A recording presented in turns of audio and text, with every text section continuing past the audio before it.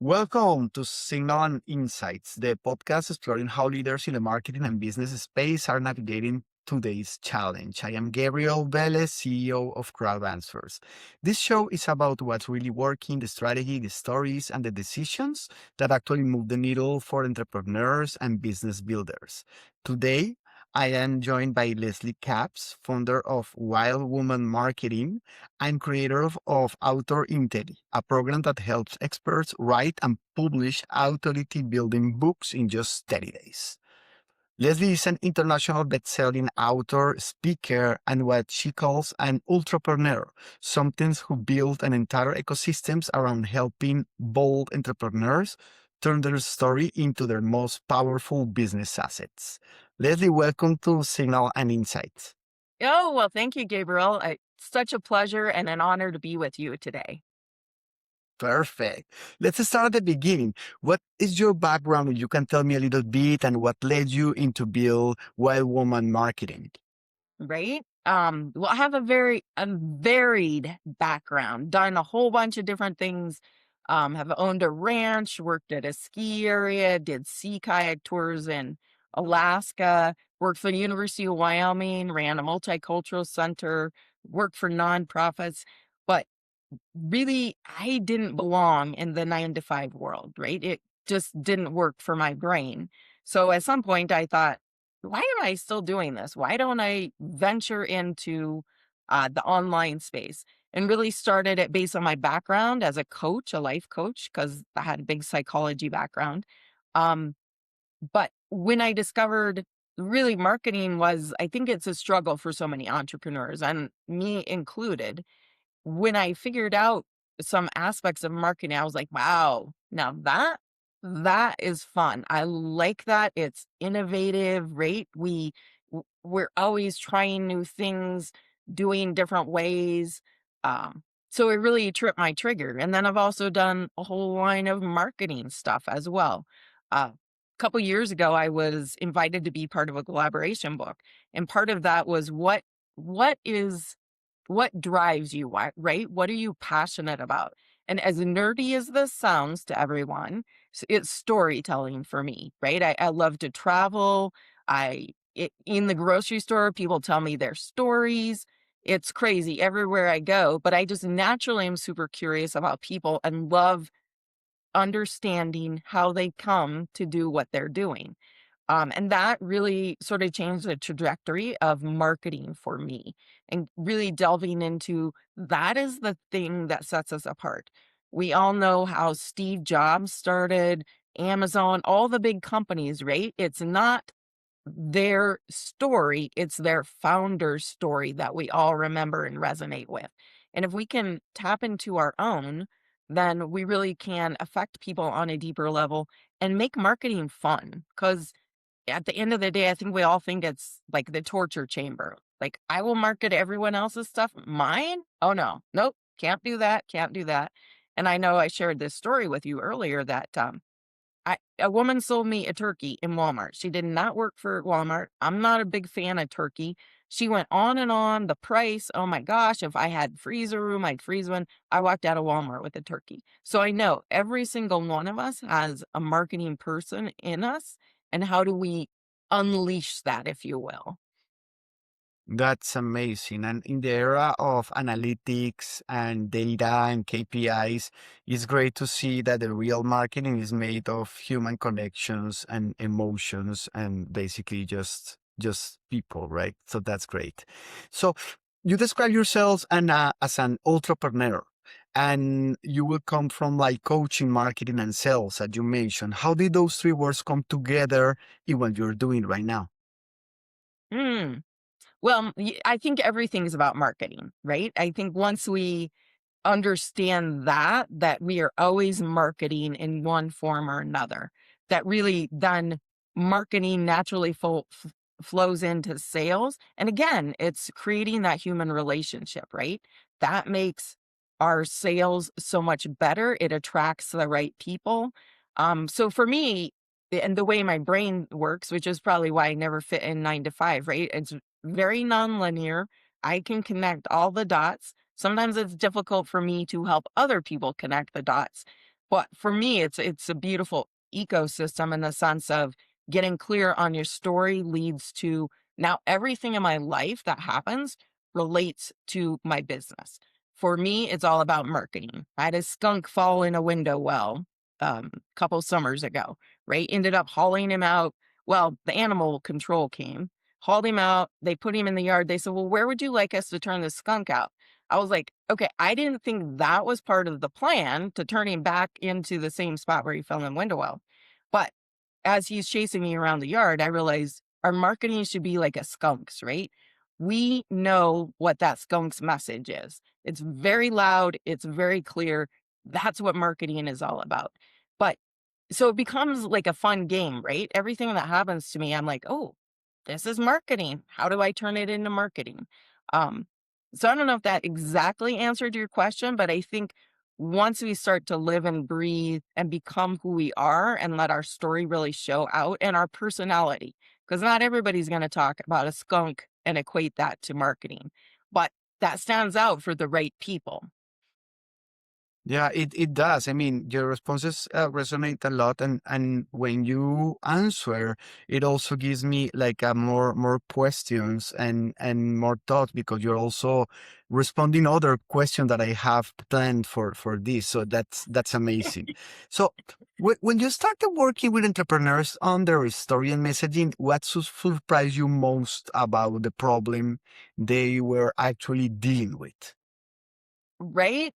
I think so. I usually find that people say the right words, that if you listen to them a little bit, like they're saying the right things, or there's a story in there that is really paramount to what they're doing, but often they don't recognize it, right? We talk and we undervalue what we say, I think to a certain extent, as well as we don't really listen to ourselves that well.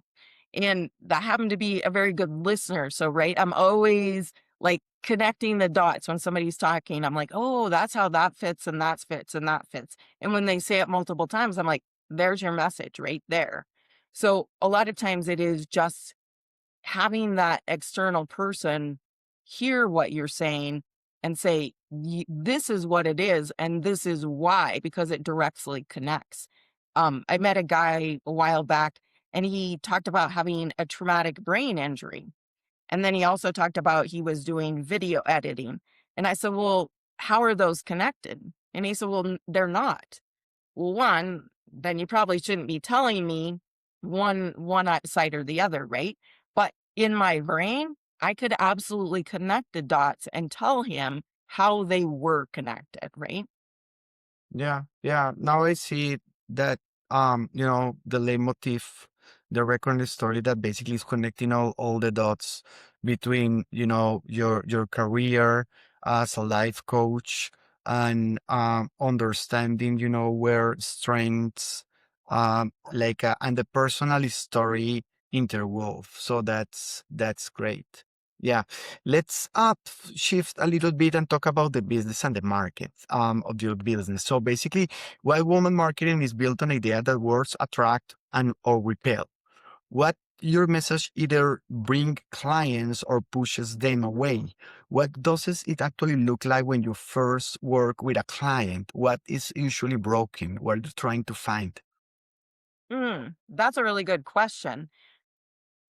I think, again, it's a lot of the words we're saying, either we're not clear, and so then we can't be clear with the other person. That I think that's probably the biggest issue is clarity on our own end of what we're doing. The other thing I think is jargonese or overcomplication, right? Like we feel like we want to tell somebody one, our life story, or two, like every single thing we do. Oh, I could do this, I could do this, I could do this. Well, human brains are super simple. So the simpler we keep it, the more either people will be attracted or repelled, right? There won't be any of this indecision because they'll know immediately, oh, like I don't, like that doesn't work for me. But we kind of convolute it. So now even the people who should be attracted are repelled because they're like, I don't understand. She just blew me out of the water with 20 minutes of all the stuff she does instead of, okay, I do this, I help people with this. There's lots of other stuff that goes along with it, right? Or automation or whatever it is. But really, all people need to know is that first simple step. So I like to always think about business and especially marketing as what's the next open door that someone can take with you. So it's not the whole litany of what you could do for them, but what's the next thing they need, and you can create a door that they could walk through so that they could start working with you. Yeah, I also resonate what you're saying because yeah, I feel that human beings are simple and in a way we are also paradoxically very complex, and we try sometimes to add more features, add more things, and it creates noise on on on the story that we want to tell, right? And it happens in every level, right? Sometimes creating a new product, a new platform, or a new website. Sometimes we overcomplicate it, and simplicity is key here. So yeah, and Exactly. And then let me like we ask. get Go ahead. yeah, we get excited, right? So like we want to share and we want to share it all. And like the other person doesn't even know the basics. And so it's overwhelming. Uh-huh. And the storytelling process helps basically to build that momentum in the right way. Yeah. Who are the people you work with usually? And what's the moment they realize they need what you do? What usually the trigger? Mm. I think so typically either people starting out, right, where our messaging is a little convoluted, we're not really sure what we're doing, or people who want to scale. So I've sort of hit a plateau and now I need to step into a bigger role. How does my messaging reflect that? Because people will want to expand and their messaging isn't keeping up with them, right? So I still sound like the same person, but I actually do bigger or different or more expanded things. So those two areas, people tend to come to me then. And what would be the trigger? I think we're all looking for answers, right? It's always like when your business isn't working, um, that people start to say, okay, what else can I do? Or what do I do differently? Um, but I think people are drawn to me mostly for story and kind of being real, right? Like, um, while I have nonlinear thinking, I'm also super realistic, right? I'm like, okay, and very process oriented. What is the system here? What is the goal?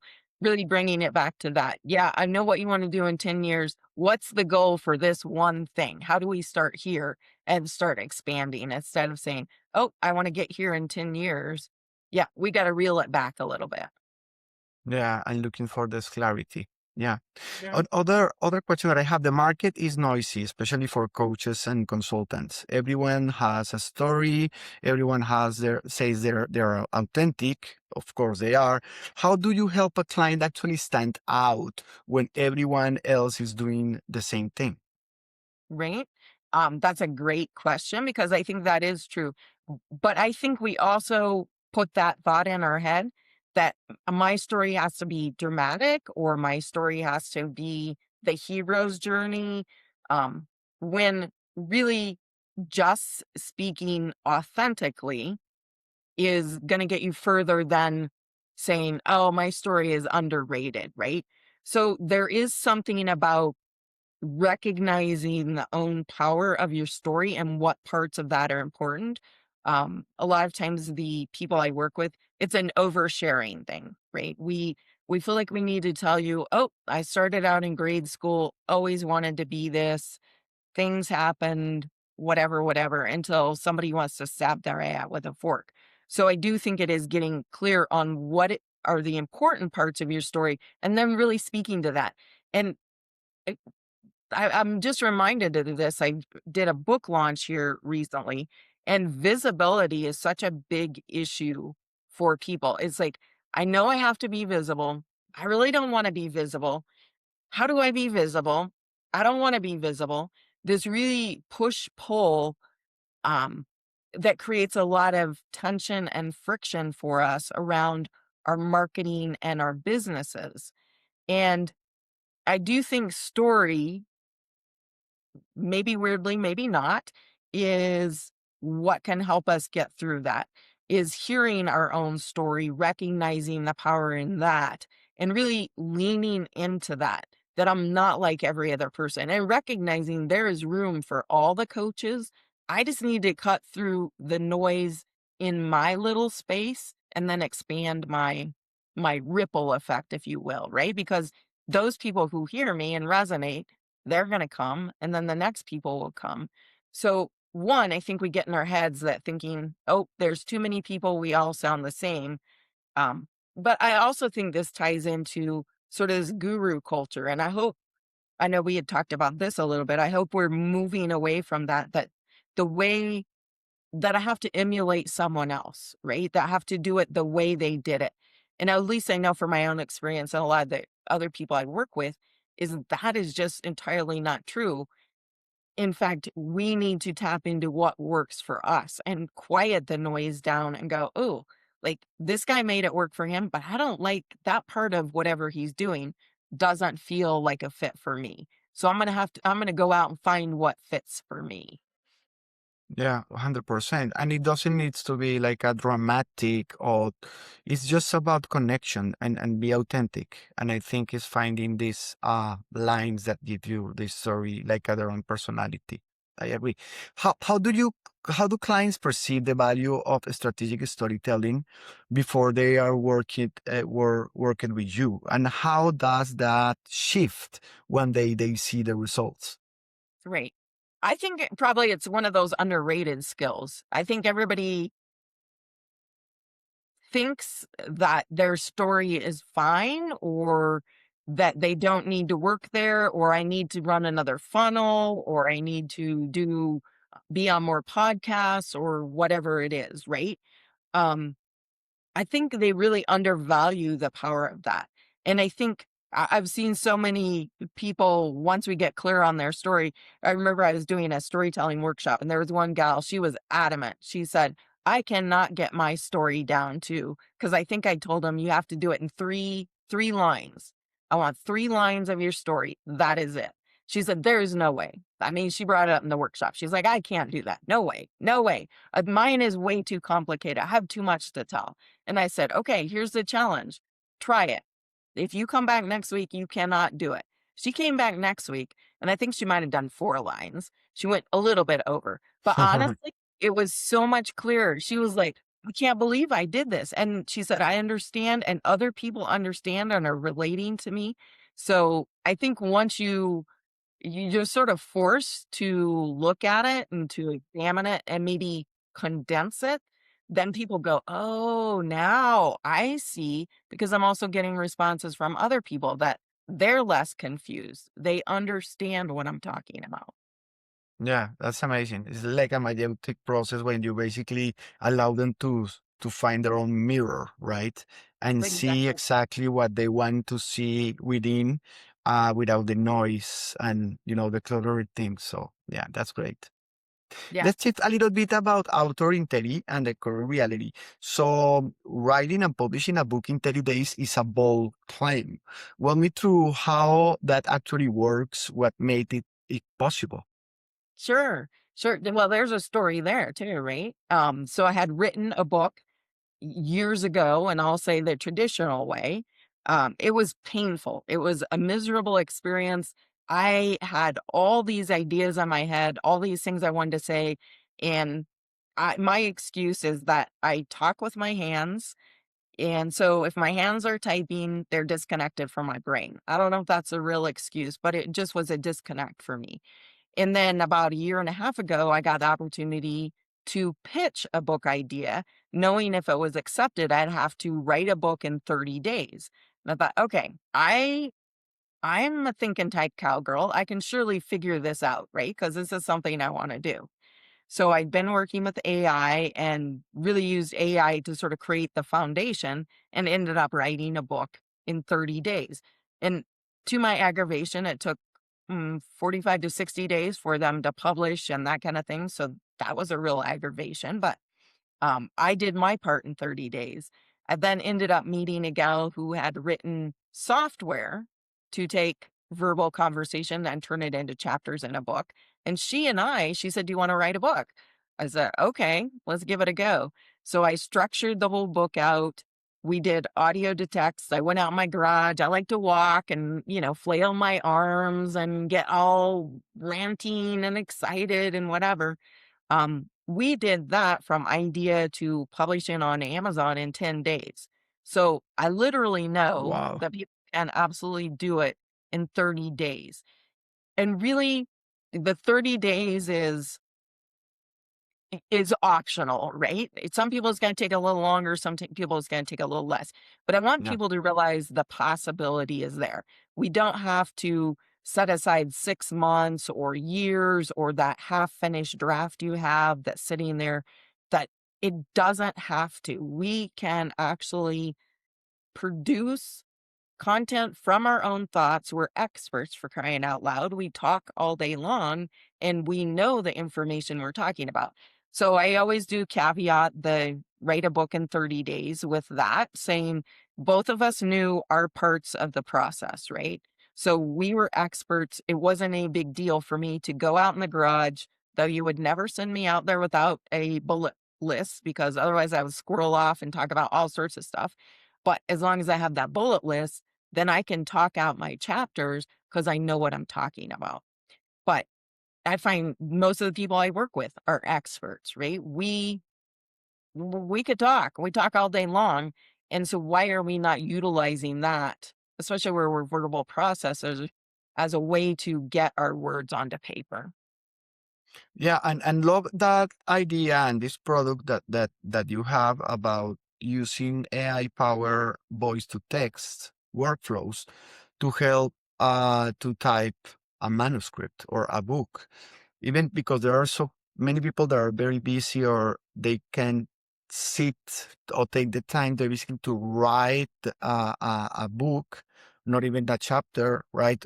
And then having just this voice and embedded into AI and converting them into a story with your workflow, I think makes sense. How does this process feel for someone who has never written a book before? Um, it's a beautiful thing. So I just did a collaboration book, and what I did was I did podcast interviews with each author, and we turned those podcast interviews into a chapter.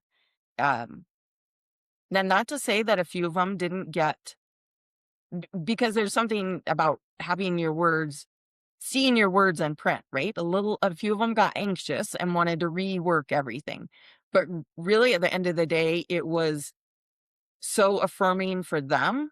I love the process to watch them see their words reflected back to them in a very painless way, and then have a book at the end of the time. So yeah, I think Amazing. yeah, there's something super, that's part of why I love books. There's something super transformational about them, right? We Again, we don't really listen to ourselves. We undervalue our words. And when we see them on print, that is pretty undeniable. And so it makes you stand up a little taller. It makes people, uh, I don't know, just be bigger in the world. Mm-hmm. Yeah, plant a tree. I don't know, write a book, and there's another. But yeah, something big. I mean, it's a realization, right? Right? Yeah, And the fact that your voice is going to live on after you, right? I will be gone from the earth at some point, but my book is going to transcendence. be, yeah, going down the line. So Mm-hmm. yeah, there's that cool idea as well, I think. Yeah. Let me ask the other side, right? What's the hardest part of working with your clients? Not just getting them started and motivated and everything, but keeping them going and getting them to the finish line. Yeah, yeah, that's a great question, right? Um, I think you have to plan in little micro wins. We'll just use this collaboration book because so I think you need 2 weeks to market a book effectively. And I've started describing it this way. It's like Black Friday. We all know what Black Friday is. Like, no one has to tell us what Black Friday is. We know it's one of the biggest shopping days on earth. There's a gazillion sales, whatever. But do they keep promoting? So a month to 2 weeks before, they're promoting Black Friday, even though we all know what it is. It's same thing with marketing, whether it's a book or anything else, right? You have to do that pre-marketing just to warm up the audience to say, "Hey, this is coming. Watch out for this. This is cool. I want you to be part of this," whatever it is. And I think that sometimes is hard when nobody's seeing results, right? Oh, okay, so now we've spent a week, we've been marketing, nobody's liking our posts or whatever. But once somebody can get a little win, oh my gosh, now everybody's on fire. Now we're collaborating. Now, like, oh, we get it. So I do think and probably important in any business, honestly, to do that, especially in the coaching, that arena where sometimes it takes a longer time to see results, is how can we help people get those micro wins that really kind of give them that jump? They're like, oh, okay, this, like the possibility is there, right? This might work. I So I can just do it. got it. Yeah. Yeah, yeah. And also you mentioned that part on the marketing. So because I imagine, yeah, some clients maybe they just want to get a book and that's it to show, to their family and friends and that's it. But others may have this idea of eventually like a broadcasting, right? And sell some books. I imagine that you can also help them on that process as well, right? Sure, absolutely. And I love nonfiction books used for business. How do we build the strategy into the book so it's a client attraction tool, right? Or it lands us speaking stages, or it's an asset in our business. Um, Mm. while I think books are fun, um, at the end of the day, I really believe they need to be an asset and they need to be leveraged. And how do we create a system where a book is really part of the business now and just instead of this sort of standalone thing that we did one time and now it sits on the shelf. Yeah, and transcend the book itself and talks more about a certain point of view or idea or showcase something. Yeah, that's Exactly. amazing. Yeah. Let's think about the client you had the best outcome with. Can you walk me through one of those stories and let me know what made it work? Right. What made it work? Interesting. I think it's a combination probably of you connecting with the right people or them connecting with you and what they need. But I will say there've been a few, but one gal came to me for sales, right? Sales training. And we did role playing and looked at her scripting and kind of looked at that messaging around sales. And she turned around and has done amazingly, right? She started closing more sales, more confidence, that kind of thing. Um, but I will say that people who do the best are motivated and have a real clear goal that they can articulate to you or me so that I can help them get there. Also help people get bestseller status, right? Uh, with their books. And now what that does, like that's a perception thing, but it also elevates you as an author and creates that momentum where, again, you can take your book for speaking, events, things like that, where you can really utilize it, your book. So, did that answer your question? Yeah, definitely. I love that. I love that idea. And when you get a client outcome like that that gives a lot of self-sufficiency, strength, proudness, everything, how do you go out and find more of them? How do you yeah, what is Yeah, your you're like, method? I want to own that person, right? Exactly. Um, yeah, and that's always a good question. I think we're always asking ourselves, how can we get more of this perfect client? That's perfect. Yes. Yeah, exactly, right? Like, send me 10 of your friends. Uh, Mhm. yeah, I think that always is the challenge.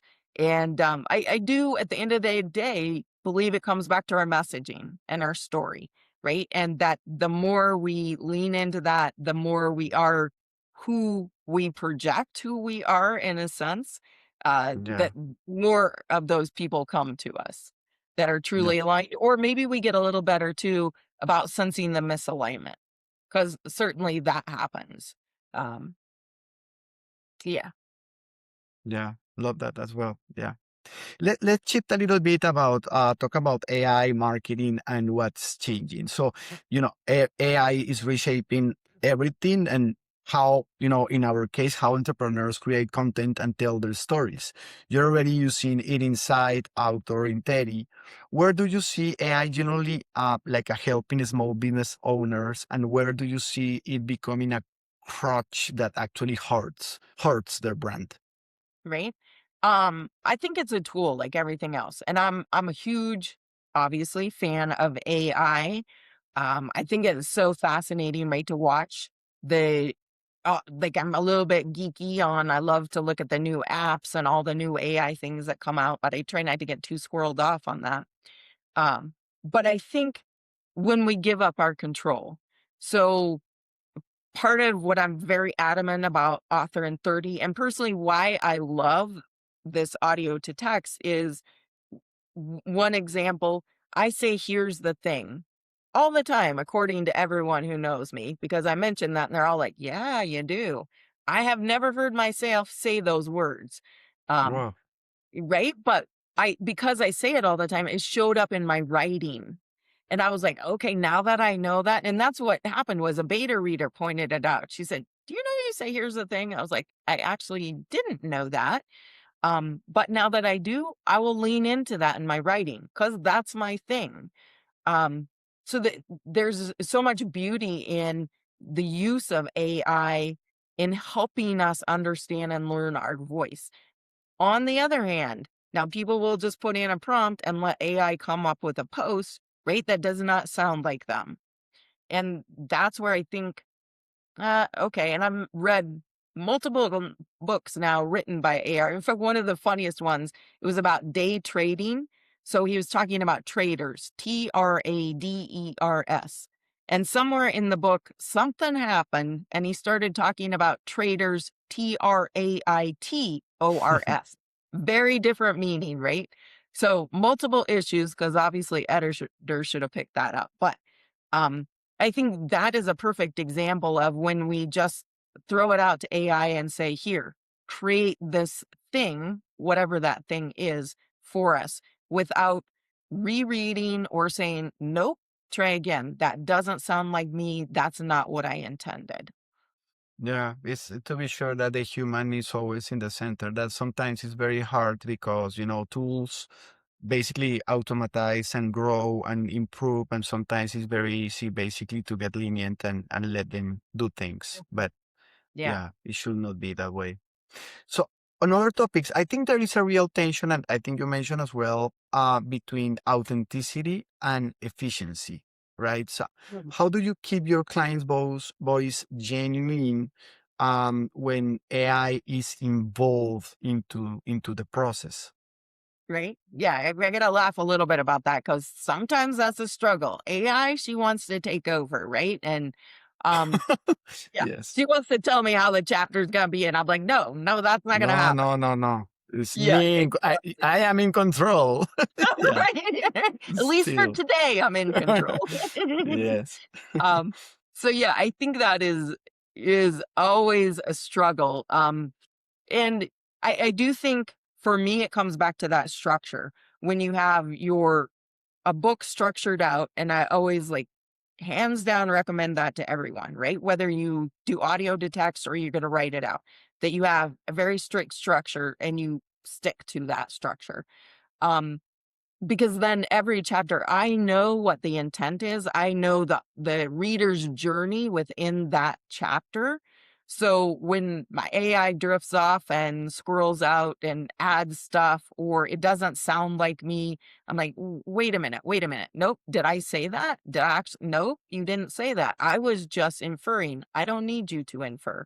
So I do think there is a lot of struggle that way in, and it depends on what program you use too for AI. Um, but yeah, you can really you have to be clear on your intention and really know what your voice is. I will say that was maybe a little bit of the collaboration book, right? People weren't really sure what their voice sounded like. So when they got that chapter back, they were like, oh, this doesn't sound like me. It does actually sound exactly like you, but we're not familiar with that all the time. And so helping people be really intentional with those words and what it is they're trying to convey through those words. Yeah, and I think that's very, like a rich conversation that you should have between the AI and the author, or the person who basically give you all these ideas, right? Sometimes you should be in agreement, but sometimes you should be in disagreements, right? And in this case, how do you respond what you say? I mean, if you feel that, hey, this should be on the book because this is part of your story, and the person is more about, no, no, this is not me. What happened in this case? What tools you use in order to convince or persuade them to include Right. that part? Um, well, in some points, especially if you're the editor, you can say, I have editorial control. I'm choosing, right? Yes, Um, yes. yeah. But really, I think it is helping them see that it is them and what is the benefit of it being them.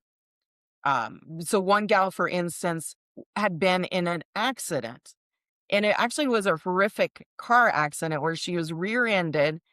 She went into work, worked like 14 hours, and at the end of 14 hours, she could not walk. They had to put her in a wheelchair, right? Oh Because my of the God. accident. But she worked through that. And I said, you really need to lean into that. And here's why. Because people, that shows grit and resilience beyond the normal, right? People know that about you. They're going to be, oh, I'm inclined to work with her because I know she is going to stick it out to the end with me. So sometimes it's, again, maybe back to that connecting the dots for people of why this matters and why I'm saying it should stay. At the end of the day, like I said, if I'm the editor, I'm like, okay, I got control here. This is the way it's going to work. But no, I do want people to understand that and understand the process instead of, okay, well, I don't want to share that part because, well, I don't want people to think, or I don't want it to seem like a big deal. It was a big deal, right? We want to own that. Just own your story, whatever it looks like. Yeah, that's amazing. I think that you are a professional on that, and you know how to basically make it clear what the roles are for each of the parts here. So yeah, that's amazing. Um, let's wrap it up because we had been talking almost for 40 minutes. That's great. I mean we can continue going on, but We could go uh on for days, Gabriel. yes, of course, never ending. So let's talk about looking ahead. So basically, where do you want White Woman Marketing and Autor Intelli to be in 12 or 18 months from now? I don't ask you about 5 years because right now everything moving so quickly is that yeah. And what needs to get right to get there? I mean, to go right to Mm, get there. Yeah. right? Um, Gosh, I would like to, and I don't know if I have a quantifiable number. So, but I would say let's just go with 100 people to get their messages out in Author in 30.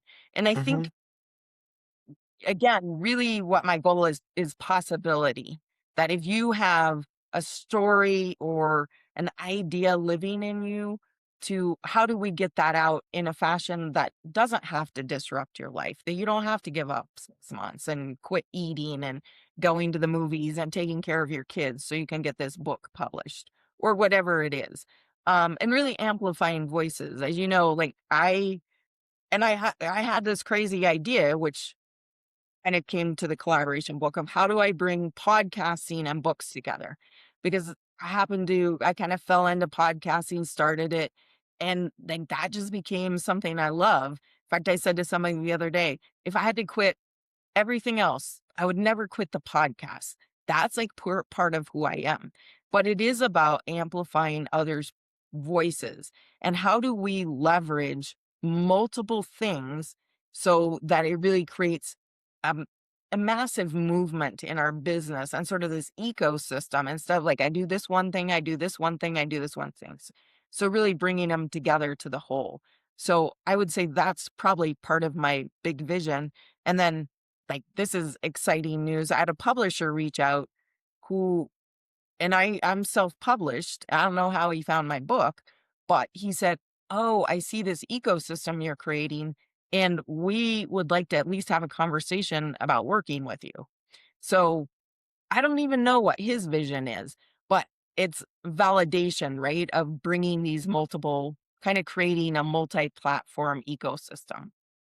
Yeah, and I think that vision sounds amazing. I 100% with you. You have this vision. It's just taking this magic wand and converting to reality, but you're in the right direction. Yeah, Well, that's that's the great. thing, right? You never know how it would unfold, and then, yeah, one day you're like, "Oh, I guess I do have a legitimate podcast," right? It was just kind of this thing I did, and here it is now, something that means something. Yeah, yeah, and connect with people. That's amazing. Right. So, Leslie, this has been fantastic. Thank you for being so open and bringing so much energy into this. I really appreciate it and would like to collaborate with you more. So, very happy. Thank you for being part of this podcast. Oh, well, thank you for having me. It's been a joy and delight, and I look forward to more collaborations. Amazing. Bye bye.